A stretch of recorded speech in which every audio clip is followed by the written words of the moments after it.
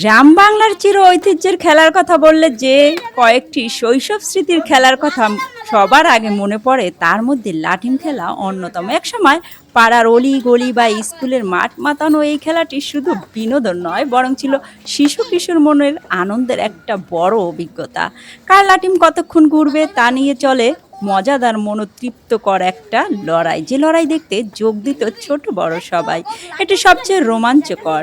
মাটিতে একটি বৃত্ত আঁকা হয় এবং সবাই সেখানে লাঠিম দিয়ে ঘুরন্ত লাঠিমকে আঘাত করে, বৃত্তের বাইরে পাঠানোর বা ফাটিয়ে ফেলার চেষ্টা করে। শৈশবে সবার লাঠিম কেনা ছিল একটা বড় উৎসব। মেলা থেকে লাল নীল রঙের লাঠিম কিনে আনা আর তাতে অভিনত কায়দায় গিট দেওয়া ছিল এক ধরনের শিল্প।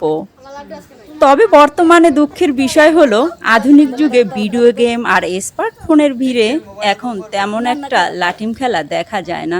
তবে এখনো গ্রামের মেলায় গেলে কাঠের রঙিন লাঠিমগুলো চোখে পড়ে, যা আমাদের মনে করিয়ে দেয় ধুলোমাখা সোনালি দিনগুলোর কথা, যে কথাগুলো আমরা আজও ভুলতে পারিনি। তাই তো এখনো কোথাও এই খেলাটি দেখলে থমকে দাঁড়াই, মনে হয় যেন আমি আবার ফিরে যাই আমার সুন্দর স্মৃতিমাখা শৈশবে, যে শৈশবটা আমাদের মনে আজও আনন্দের ঝড় বয়ে দিয়ে যায়। আসলে এই আনন্দটা অফুরন্ত, এটা কাউকে বোঝানো যায় না, এটা যে বোঝার সেই বুঝে নেয়।